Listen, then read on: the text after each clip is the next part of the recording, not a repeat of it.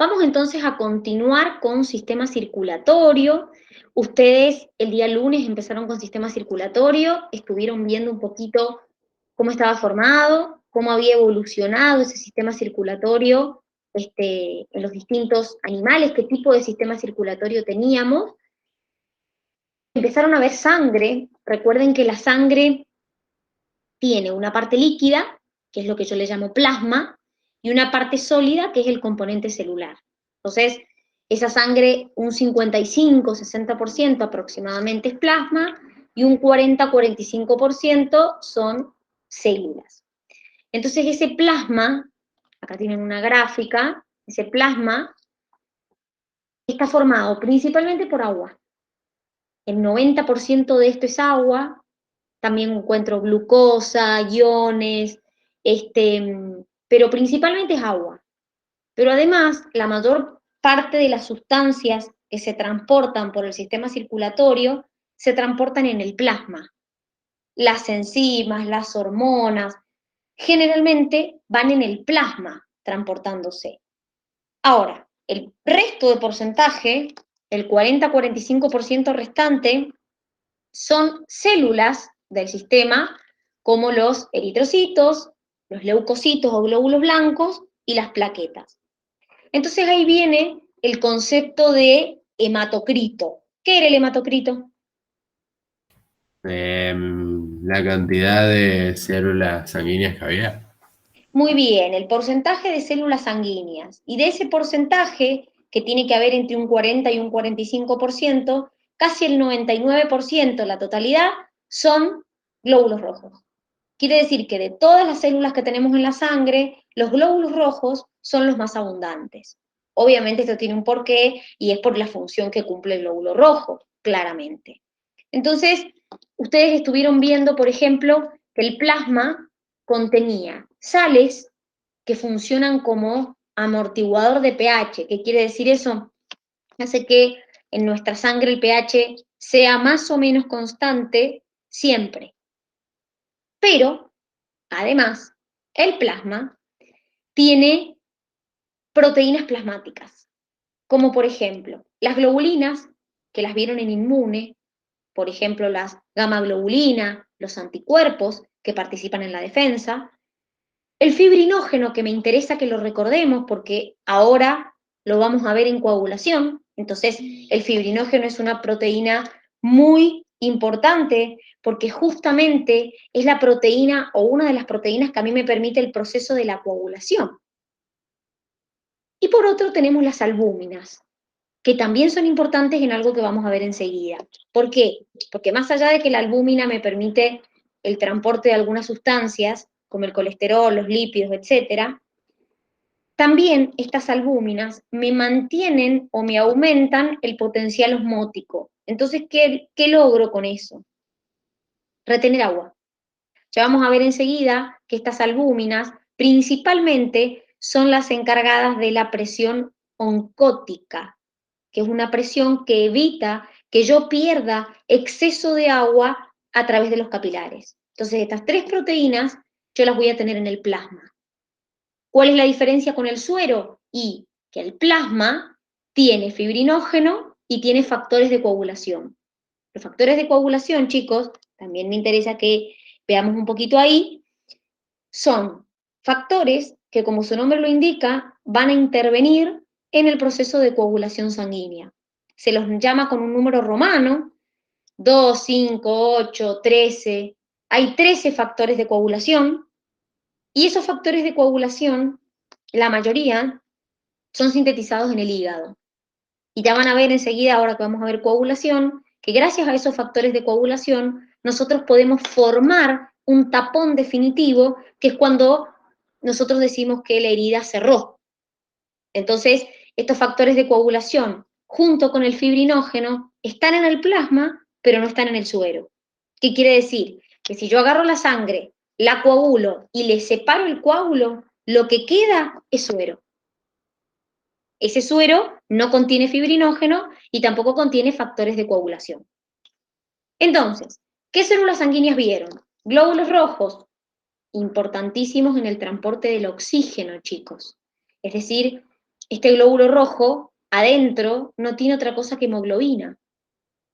Cada glóbulo rojo tiene aproximadamente 265 millones de moléculas de hemoglobina, porque cada molécula de hemoglobina se va a unir al oxígeno, porque la función de estos glóbulos rojos es transportar el oxígeno. Entonces, el oxígeno va a ir unido al grupo hemo de la hemoglobina y así se va a transportar. Por eso les dije yo que la mayoría de las sustancias se transportan unidas al plasma, o sea, disueltas en el plasma, excepto el oxígeno, porque el oxígeno va unido al grupo hemo de la hemoglobina. Entonces, nuestros glóbulos rojos son los encargados de llevar oxígeno a cada una de las células de nuestro cuerpo. Acuérdense que estos glóbulos rojos vienen de una célula inmadura que se llama eritroblasto, y el eritroblasto tiene núcleo, pero este glóbulo rojo maduro, o eritrocito, no tiene núcleo, no tiene citoplasma, no tiene nada, no tiene mitocondrias, es decir, es como una bolsita llena de líquido, de hemoglobina nada más. Después vieron los glóbulos blancos, ya los vieron en inmune igual. Muchísima menor cantidad de glóbulos blancos, aproximadamente por cada 1000 glóbulos rojos que yo encuentro en la sangre, hay 1 o 2 glóbulos blancos. ¿Por qué? Y porque si yo me acuerdo, glóbulos rojos tenía millones, 4 millones y medio, 5 millones, las mujeres tenemos un poco menos, por milímetro cúbico, y glóbulos blancos tengo 6.000 a 9.000 por milímetro cúbico. Entonces, claramente, son mucho más abundantes los glóbulos rojos que los glóbulos blancos. Pero a su vez, acuérdense que esos glóbulos blancos podían ser granulocitos o agranulocitos. Estos, ustedes los vieron en inmune, y estos también. Entonces, estos, los granulocitos y los monocitos, chicos, los tiene que haber contado la profe Ana, que las células de nuestra sangre, así como a lo largo de la vida se van formando en distintos lugares. ¿Qué quiere decir esto? Cuando somos fetos, formamos células sanguíneas en el hígado, principalmente, y en el vaso. Después, cuando nacemos, formamos células sanguíneas en nuestros huesos, en todos los huesos donde hay médula. Y cuando somos adultos o adolescentes, formamos células sanguíneas únicamente en la médula ósea roja de los huesos largos. Nada más. Entonces, ¿qué es lo que ocurre? Todas las células de la sangre, así como surgen, también tienen una vida media. Por ejemplo, un glóbulo rojo vive entre 120 y 130 días nada más. Y posteriormente, los macrófagos, ¡pum!, se los comen y los degradan. Una plaqueta, que son los que siguen, viven entre 7 y 8 días. El glóbulo blanco, y acá me tengo que detener. Porque ¿qué pasaba con el glóbulo blanco? ¿Cuánto vive un glóbulo blanco o un leucocito? De primera depende.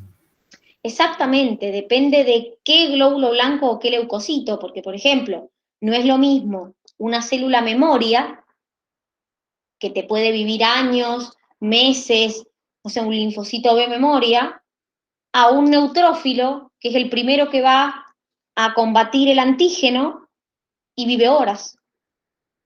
Entonces, claramente, sobre todo los granulocitos y los monocitos, al ser los primeros que van a combatir ese agente extraño, viven muy poco. Y después tenés otros, como por ejemplo las células de memoria, que pueden vivir hasta toda la vida. Y les quiero hacer una aclaración, no sé si se las hizo la Ani acá, respecto a los linfocitos. Ojo con este 20-40%, porque si ustedes suman estos porcentajes, les da 100%, que quiere decir que si yo considero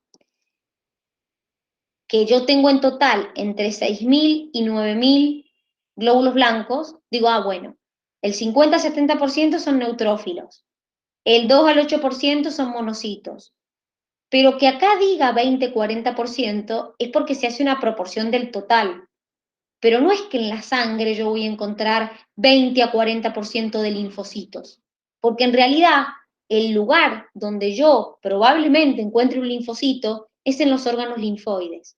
Es más probable que yo encuentre un linfocito en un ganglio, en el vaso, que lo encuentre circulando. Porque solamente el 2% de glóbulos blancos se encuentran circulando. Todo el resto, normalmente, yo lo encuentro en los órganos linfoides. Y el último grupo que ustedes vieron son los trombocitos o plaquetas. Ojo con esto, chicos, porque los trombocitos o plaquetas, por más que uno le llama células sanguíneas, no son células. Son fragmentos citoplasmáticos o fragmentos celulares. ¿Qué quiere decir esto? Que son fragmentos que de una célula surgen. De la célula de la que surgen se llama megacariocito. Entonces, este megacariocito, de ese megacariocito surgen las plaquetas. No es que es una célula la plaqueta, no. Es un fragmento citoplasmático. No tiene núcleo, pero sí tiene mitocondrias. Y estas plaquetas tengo aproximadamente 300.000 por milímetro cúbico. Obviamente son más que los glóbulos blancos, pero nunca van a haber tantos como los glóbulos rojos. Entonces, ¿para qué sirven esta plaqueta? Para la coagulación sanguínea. Fíjense cómo cada célula de la sangre cumple una función distinta. El glóbulo rojo me transporta el oxígeno, el glóbulo blanco en la defensa, las plaquetas en la coagulación. Las plaquetas, que acá nos vamos a concentrar porque a partir de acá es de donde necesito que avancemos, porque vamos a ver el proceso de coagulación, las plaquetas tienen la particularidad que cuando se activan, emiten pseudópodos y adoptan una forma como globular. Miren, acá les están mostrando, no sé si alcanzan a ver la imagen atrás, pero les salen como bracitos y adoptan una forma globular. Entonces, esas plaquetas en su interior y en su membrana tienen sustancias que les van a permitir participar del proceso de la coagulación sanguínea. Entonces, por ejemplo, en la membrana yo voy a tener receptores de colágeno, fibrinógeno, en el citoplasma voy a tener serotonina, actina, miosina, glucógeno, factores de coagulación. Ahora, ¿cómo es el proceso de la coagulación? Que es lo que tenemos que arrancar viendo ahora.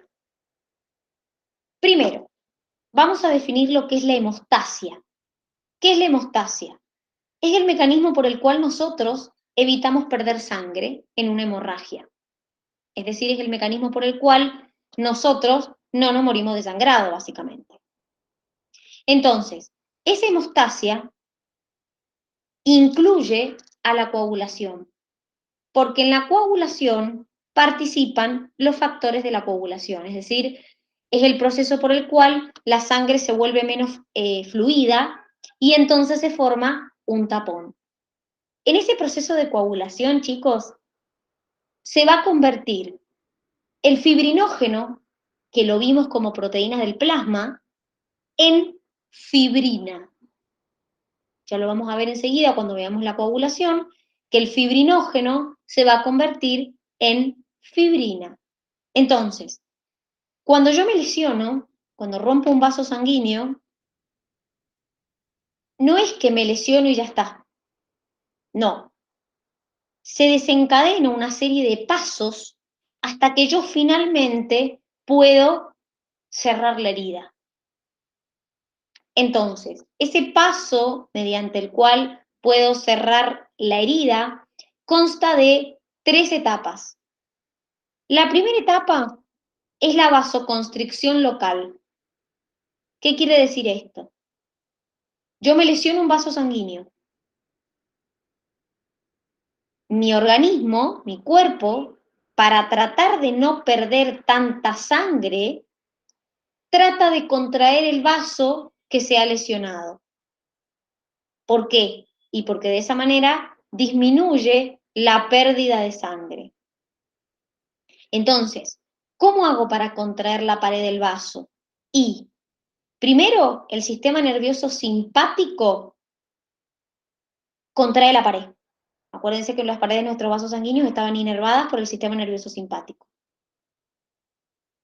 Por otro lado, nuestras plaquetas, que yo les acabo de decir que en su interior contenía serotonina, libera serotonina, que es una estructura vasoconstrictora. ¿Qué quiere decir esto? Es una estructura que también va a estimular la constricción del vaso.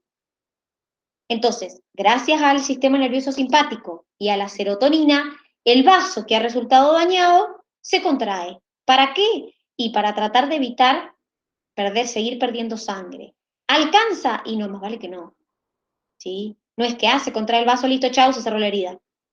No es tan fácil como eso. Esto es una primera etapa donde lo que se trata de hacer es no perder tanta sangre, contraer el vaso para tratar de no perder tanta sangre.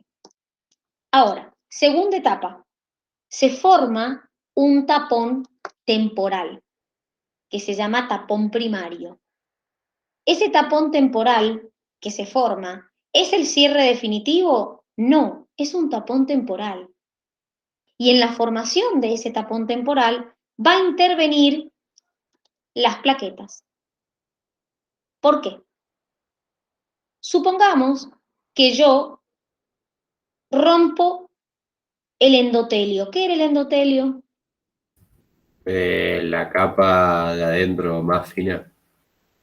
Era la pared del vaso sanguíneo, muy bien, la capa que estaba en contacto con la sangre, diríamos. De la pared del vaso sanguíneo, la capa que estaba en contacto directo con la sangre. Es tejido epitelial. Ahora, cuando yo rompo el endotelio, mis plaquetas, que vienen circulando por la sangre, toman contacto con el colágeno que se encuentra debajo del endotelio, con las fibras de colágeno que se encuentran debajo del endotelio. ¿Y qué pasa? Se activan las plaquetas. ¿Y qué pasa cuando las plaquetas se activan? Primero ya dijimos, van a empezar a liberar serotonina, que la serotonina era vasoconstrictora. ¿Quién libera esa serotonina? Las plaquetas. Pero por otro lado, las plaquetas van a empezar a hacer una adhesión y una agregación. ¿Qué quiere decir esto, chicos? Las plaquetas van a concurrir al lugar donde está la lesión, van a empezar a adherirse, van a empezar a agregarse unas con otras, a unirse unas con otras, a pegarse, diríamos, una con otra, y van a formar el tapón temporario. Es decir, estas plaquetas que ustedes vieron acá concurren a la zona donde se rompió, empiezan a unirse unas con otras, a agregarse unas con otras, y entonces se forma ese tapón temporario. ¿Cerró la herida definitivamente? No, es un tapón temporario. Falta el tercer paso, que es lo que yo le llamo coagulación sanguínea, que es donde verdaderamente se produce el tapón definitivo. Entonces, para esta etapa, chicos, para el tapón definitivo, yo necesito a los factores de coagulación. ¿Qué quiere decir esto? Acá no actúa solamente la plaqueta. En esta etapa intervienen los factores de coagulación, que como les dije, son 13, se representan con números romanos, y la particularidad que tienen estos factores de coagulación es que se van activando unos con el otro. ¿Qué quiere decir esto? Se activan en forma de cascada. Entonces, ¿cómo sería activar en forma de cascada? Y un factor me activa al otro me activa a otro me activa a otro, y así sucesivamente. Los factores de coagulación, como les dije antes, la mayoría son producidos en el hígado, y si ustedes buscan en internet, porque antes lo tenían, pero bueno, ahora no, la Facu lo sacó, cada uno de esos factores de coagulación que uno les pone un nombre, un número, perdón, tienen un nombre. Entonces, si ustedes se fijan, les va a salir un cuadrito con los 13 factores de coagulación y cada uno recibe un nombre. Entonces, ¿qué me importa que quede de esto? Que en esta etapa, que es lo que yo le llamo verdaderamente coagulación, intervienen los factores de coagulación. Entonces, ¿qué significa esto? Voy a activar una proenzima de un factor de coagulación y la voy a convertir en un factor activado. El factor de coagulación activado, fíjense que está acá, es una enzima que lo que va a hacer es catalizar la activación de otro factor de coagulación. Entonces, cuando esto ocurra, que es esta flecha que les están mostrando acá, el producto va a ser la activación de ese factor de coagulación. Existen en algunas etapas, ya lo vamos a ver, lo que se llaman cofactores, que son factores de coagulación que en realidad intervienen acelerando la reacción química. Entonces, repito, el factor de coagulación activo lo que hace es estimular la activación de otro factor de coagulación. Y así se va activando en forma de cascada. Entonces, esta etapa se puede activar por dos vías, por una vía extrínseca y por una vía intrínseca. Vamos a empezar con la extrínseca. Esta vía es mucho más rápida, dura segundos. Entonces, supongamos que yo me daño un tejido cualquiera, y entonces, debajo del endotelio, acuérdense que les dije, endotelio, lo dijimos recién, es el tejido que recubre vasos sanguíneos. En el subendotelio, en el espacio subendotelial, encuentro el factor tisular 3, que se llama también tromboplastina. Entonces, cuando yo rompo el vaso, este factor tisular 3, que estaba debajo del endotelio, toma contacto con la sangre. ¿Y qué pasa cuando toma contacto con la sangre? Activa al factor 7 de la coagulación. Cuando ustedes ven una A abajo, significa que el factor 7 está activado. Forma un complejo el factor tisular 3 con el factor 7 y me activan al factor 9 de la coagulación y al factor 10 de la coagulación. Esto es la vía extrínseca, es la vía más rápida que hay, es la primera que desencadena la cascada. Y si ustedes se van a esta imagen que tienen acá, es esta imagen que les estamos mostrando acá. Fíjense, el factor 3, cuando se expone a la sangre, en presencia de calcio como cofactor, me activa el factor 7. Entonces ese factor 7 forma un complejo con el factor 3 y me activan al factor 9 y al factor 10. Entonces, ¿qué es lo que pasa? Esto es la vía extrínseca, perdón. ¿Qué pasa en la vía intrínseca? Se amplifica esto. ¿Qué quiere decir esto? La vía intrínseca, que es la otra vía que ustedes tienen para activar esta cascada, se puede activar de dos maneras, in vitro o in vivo. ¿Cuál es la diferencia? Cuando yo hablo de una activación in vitro, hablo de que mi sangre tomó contacto con alguna superficie cargada negativamente, por ejemplo, vidrio. Entonces se activa esta vía. Y la forma in vivo de activar es cuando mi sangre toma contacto con colágeno que se encuentra debajo del endotelio de los vasos sanguíneos. Entonces, cuando eso pasa, se activa el factor 12 me activa el factor 11, el 11 en presencia de calcio me activa el factor 9, y el factor 9 activado, usando como cofactor al factor 8, me activa el factor 10. Este factor, el 8, es el que le falta a las personas que son hemofílicas. En realidad, existen distintos tipos de hemofilia. La más común es la hemofilia a la cual a las personas les falta este factor 8 que ustedes tienen acá. Entonces, si se fijan, si yo voy por esta vía o voy por esta vía, el fin es activar el factor 10. Tanto la vía intrínseca como la vía extrínseca finalizan con la activación del factor 10. A partir de ahí, empieza una vía común. ¿Y qué pasa con esa vía común? Esa vía común hace que el factor 10 activado me convierta el factor 2, que se llama protrombina, en trombina.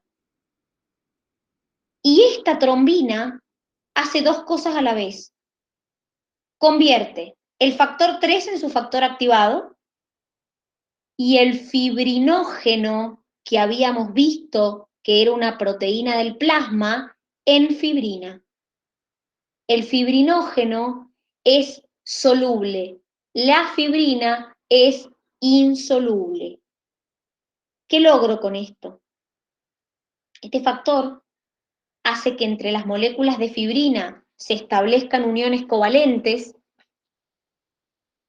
que se una con plaquetas, que se una con glóbulos rojos y forme lo que nosotros le llamamos el tapón definitivo. Entonces, ¿qué es lo que nosotros vemos acá?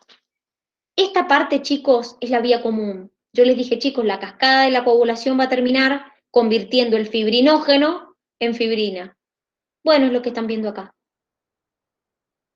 Entonces, este fibrinógeno, que se convierte en fibrina, pasa porque la trombina lo convierte al fibrinógeno en fibrina. Entonces, esta fibrina, que es insoluble, empieza a unirse con plaquetas, empieza a unirse con glóbulos rojos y me termina formando lo que yo llamo el tapón o coágulo definitivo. ¿Se marearon mucho? ¿Están vivos? No, se entiende. Bien, miren. Voy a ver si puedo compartirles el video, si no se los mando al grupo y lo ven ustedes y después lo... Profe, Dime, para que igual es pongo una cosa pausa. que Decime, no entendí. dime. ¿Las dos vías se activan al mismo tiempo? Sí, ¿O se va a activar porque la una o la vía... otra? No. Lo que te cambia es la forma en que vos las activás. Pero la vía extrínseca generalmente es la que arranca la cascada y la vía intrínseca es como que acompaña, como que amplifica a la cascada. Pero se activan las dos vías, porque vos pensás una cosa. Yo acá te dije que rompes un vaso sanguíneo y exponés el factor 3 que está debajo del endotelio. Claro. Y al mismo tiempo te dije que vos, por ejemplo, esta vía la activás cuando el colágeno que está debajo del endotelio toma contacto con la sangre. O sea que si vos rompes el endotelio, se libera esto, pero a su vez el colágeno también toma contacto con la sangre. Entonces es como que activás las dos vías a la vez. Esta es más rápida, esta es más lenta, pero esta hace como una especie de amplificación de la vía extrínseca. ¿Se Ah, bien, entiende? bien. Sí, sí. Bien, perfecto. Esperen Gracias. que quiero ver si les puedo compartir el video para que vean, si no se los mando al grupo y lo escuchan, y después volvemos a acá. Espérenme un minuto. A ver, aguántenme.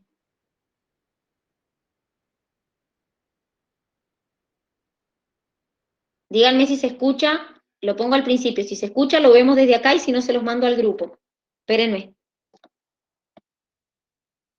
¿Se escucha? ¿Y lo están viendo? ¿O no se escucha? No se escucha, pero se ve. Bueno, esperen, vamos a hacer una cosa. Se los voy a mandar al grupo, lo ven y nos volvemos a, o sea, no se desconecten, veámoslo y cuando terminen de verlo, esperen, ahí se los mando al grupo y cuando terminen de verlo, seguimos por acá. Espérenme un minutito. Ahora se los mando al grupo, así lo pueden ver. Es la cascada de la coagulación pero explicada, o sea, a través de una canción, que es la de los mitocondrios, que es más fácil de entender con la cascada, o sea, con el videíto es más fácil de entender que, miren, ahí se los mando, escúchenlo, seguimos en el Meet, esperen, ahí se los mando. Dura 5 minutitos, es muy cortita, mírenlo, no se desconecten del Meet, mírenlo, y ahora vemos y volvemos al Meet y seguimos con teoría. Pero no se desconecten, así lo vean, lo ven, son 5 minutitos.